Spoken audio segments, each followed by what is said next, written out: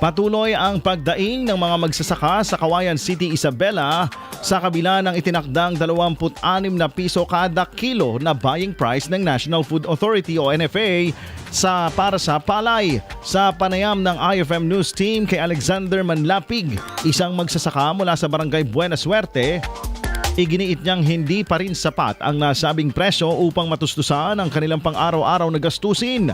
Ayon kay Ginoong Manlapig, patuloy na tumataas ang presyo ng mga pangunahing bilihin na lalo pang nagpapabigat sa kanilang kalagayan.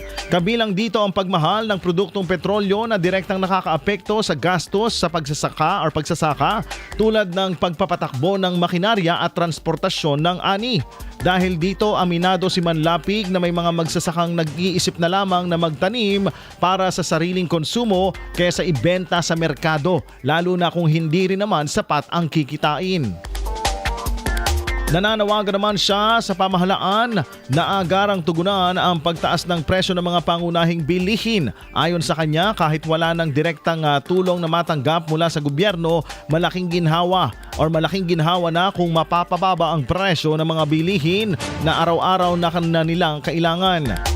Sa ngayon, patuloy ang panawagan ng mga magsasaka sa mas konkretong aksyon mula sa mga kinauukulan upang mapagaan ang kanilang kalagayan at mapanatili ang kanilang kabuhayan sa gitna ng tumataas na gastusin.